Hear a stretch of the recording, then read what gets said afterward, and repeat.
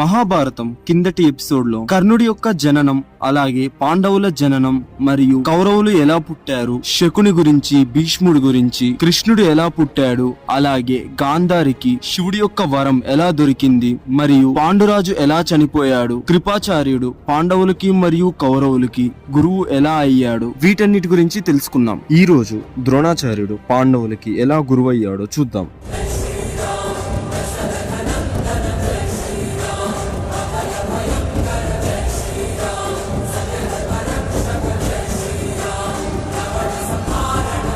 అయితే ఒకసారి పాండవులు కౌరవులు మైదానంలో అయితే ఆడుకుంటూ ఉంటారు. అలాగా వాళ్ళు ఆడుకుంటున్న సమయంలో వారి దగ్గర ఉన్న బంతి పోయి బావిలో పడుతుంది. తీరా బావిని చూస్తే మాత్రం అది చాలా లోతుగా ఉంటుంది. బావిలోంచి బంతిని ఎలా బయటికి తీయాలని వీరు ఆలోచిస్తున్న టైంలో ఇక ఎక్కడి నుంచి వచ్చిందో తెలియదు గాని ఒక బాణం అయితే డైరెక్ట్ గా వెళ్లి ఆ బంతికి అయితే కుచ్చుకుంటుంది అనమాట. పిల్లలందరూ కూడా ఈ బాణం ఎక్కడి నుంచి వచ్చిందా అని ఒకసారి వెనక్కి తిరిగి చూశారు. అప్పుడు వెనకాల ధనస్సుకి బాణాన్ని ఎక్కుపెట్టి వదలడానికి రెడీగా ఒక యోధుడు కనిపిస్తాడు. ఆయన ఎవరో కాదు, భరద్వాజుడి యొక్క పుత్రుడు మరియు పరశురాముడి యొక్క శిష్యుడు ద్రోణాచార్యుడు. ఇక్కడ ద్రోణాచార్యుడు ఎవరో తెలుసు కదా, రీసెంట్ గా వచ్చిన కల్కి మూవీలో అశ్వత్థామకి తండ్రి. చాలా మందికి ద్రోణాచార్యుడు ఎవరో మూవీ చూస్తున్నప్పుడు అర్థం కాలేదు. ఇప్పుడు ఈ వీడియో చూస్తే మీకైతే ఖచ్చితంగా అర్థమవుతుంది. ఇక స్టోరీలో కొంచెం ముందుకు వెళ్ళిపోయామంటే, ఓసారి భరద్వాజుడు గంగా నదీ తీరాన తపస్సు చేసుకుంటూ ఉండగా అతని ముందు త్రిపుజి అనే ఒక స్వర్గలోకపు కన్య అయితే కనిపిస్తుంది. ఆమె ఎంతో సుందరంగా ఉంటుంది. అంత అందాన్ని చూసి ముగ్ధుడైపోయిన భరద్వాజుడికి వీర్యపతనం అయితే అయిపోతుంది అనమాట. అయితే ఆ వచ్చిందాన్ని అంతా కూడా ఒక కుండలో పెట్టి శుక్రుడి ద్వారా ద్రోణుడైతే పుట్టడానికి కారణమవుతాడు. అలాగా పాండవులకి మరియు కౌరవులకి గురువైన ద్రోణాచార్యుడు జన్మిస్తాడు. మీరందరూ దానవీర సూరకర్ణ చూసుంటే అందులో పెద్దంటిఆర్ గారి డైలాగ్ ఒకటి ఉంటది కదా, మట్టి కుండలో పుట్టిన నీ తండ్రి భరద్వాజుని జననం ఎటువంటిది అని ఒక డైలాగ్ ఉంటుంది కదా. ఇక్కడ మనకి అలాగా మట్టి కుండలో ఎందుకు పుట్టాల్సి వచ్చిందో క్లియర్ గా అర్థమైంది కదా. అలాగే భరద్వాజుడి స్నేహితుడైన ప్రశతుడు రాజ్యాన్ని వదిలేసి అడవిలోకి వెళ్లి తపస్సు చేసుకుంటూ ఉంటాడు. అలాగా తపస్సు చేసుకుంటున్న ప్రశతుడికి అడవిలో మేనక అనే ఒక అప్సరస కనిపిస్తుంది. ఆమెను చూసి చూడంగానే ప్రశతుడికి కూడా వీర్యపతనం అవుతుంది. అయితే ప్రశతుడు ఆ వీర్యాన్ని కప్పివేయడానికి మట్టిని చల్లుతాడు దాని మీద.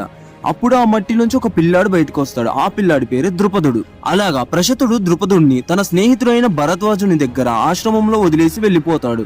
అలాగా ద్రుపదుడు మరియు ద్రోణాచార్యుడు ఇద్దరు ఒకటే ఆశ్రమంలో పెరిగి సకల విద్యలను నేర్చుకుని మహావీరులవుతారు. ఇలాగా వారి విద్యాభ్యాసం పూర్తయిపోయిన తర్వాత ద్రుపదుడు తన తండ్రి రాజ్యమైన పాంచాల రాజ్యానికి వెళ్లిపోయి అక్కడ మహారాజుగా వేలుతున్నాడు. ఇంకోవైపున ద్రోణాచార్యుడు అగ్నివేశుడు అనే ఒక మహాముని వద్ద ధనుర్విద్యను అయితే నేర్చుకుంటూ ఉన్నాడు. ఈ లోపే మన ద్రోణాచార్యుడికి పెళ్లి వయసు వస్తుంది. ఇక భరద్వాజుడు మన పాండవులకి కౌరవులకి అప్పటికే గురువుగా ఉన్న కృపాచార్యుడి యొక్క సోదరి అయిన కృపితో వివాహం చేపిస్తాడు మన ద్రోణాచార్యుడికి. అలాగా ద్రోణాచార్యుడు మరియు కృపులకి పుట్టిన పిల్లగాడే అశ్వత్థామ. ఇప్పుడు అశ్వత్థామ అంటే ఒక క్లారిటీ వచ్చింది కదా. అయితే ఒకసారి పరశురాముడు తన దగ్గర ఉన్న ధనాన్నంతా కూడా అందరికీ దానం చేస్తున్నాడు. ఇది తెలిసి ద్రోణాచార్యుడు కూడా దానం కోసం వెళ్ళాడు. అలాగా దానం తీసుకోవడానికి వచ్చిన వారందరూ వరుసగా నించున్నారు. ఆ వరుసలోనే ద్రోణాచార్యుడు కూడా ఉన్నారు.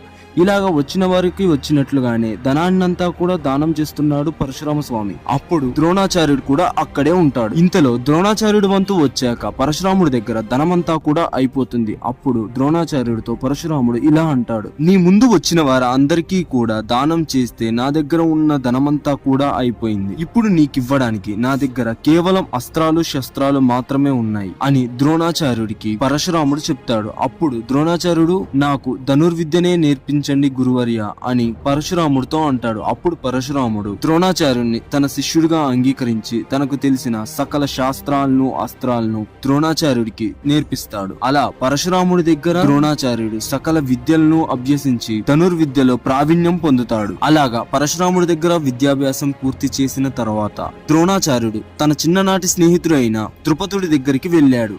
అలాగా వెళ్లి ద్రుపదుడిని ఎలాగున్నావు మిత్రమా అని అడిగితే ద్రుపదుడు కోపంగా, మిత్రుడా నేనా నీకా అని ఒక వెకిలి నవ్వైతే నవ్వేసి, మిత్రత్వమైన శత్రుత్వమైన రెండిట్లో కూడా సమానత్వం ఉండాలి.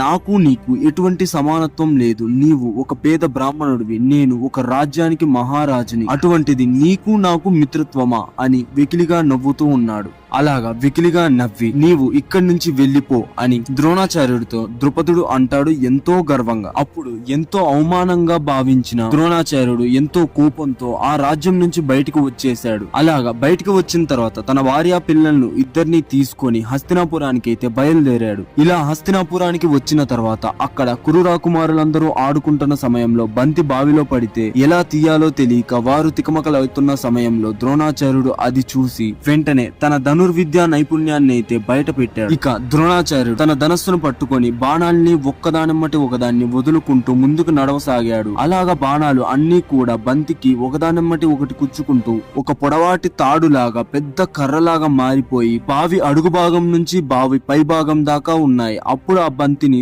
సులభంగా ఆ కర్రను పట్టుకొని పైకి కుంజి తీసి ఆ రాకుమారులకి ఇచ్చాడు మన ద్రోణాచార్యుడు. అలాగా ద్రోణాచార్యుడి యొక్క విలువిద్యని చూసి ఎంతగానో ముగ్ధులైపోయారు ఆ కురు రాకుమారులు. వెంటనే అంతఃపురానికి వెళ్లి భీష్ముడికి జరిగిన విషయాన్నంతా కూడా వివరించారు. అప్పుడు భీష్ముడు వెంటనే ఆ మైదానం వద్దకు వెళ్లి ద్రోణాచార్యుడి దగ్గరికి చేరుకొని ద్రోణాచార్యుడితో ఇలా అంటాడు, ఎవరు మీరు, ఎక్కడి నుంచి వచ్చారు, మీ వివరాలు ఏంటి అని అడిగాడు. అప్పుడు ద్రోణాచార్యుడు, మహాశయ, నా పేరు ద్రోణుడు, నేను భరద్వాజ మహాముని యొక్క పుత్రుడను. అలాగే అగ్నివేశుడి దగ్గర ధనుర్విద్యను నేర్చుకున్నాను. ఇదే కాకుండా పరశురాముడి దగ్గర నేను శిష్యరికం చేశాను. నా ప్రాణమిత్రుడు పాంచాల రాజు అయిన ద్రుపదుడు నన్ను తీవ్రంగా అవమానించి తన రాజ్యం నుంచి బయటకు పంపించేశాడు. నేనే తలుచుకుంటే అతన్ని అక్కడే అంతం చేసి ఆ రాజ్యాన్ని నా కైవసం చేసుకునేవాణ్ణి. కానీ అది నచ్చక నేను అక్కడి నుంచి వచ్చేశాను. అది విన్న భీష్ముడు ఎంతగానో బాధపడి సైనికులకి చెప్పి ఎంతో బంగారపు నాణాలను తీసుకువచ్చి ద్రోణుడికి ఇచ్చాడు.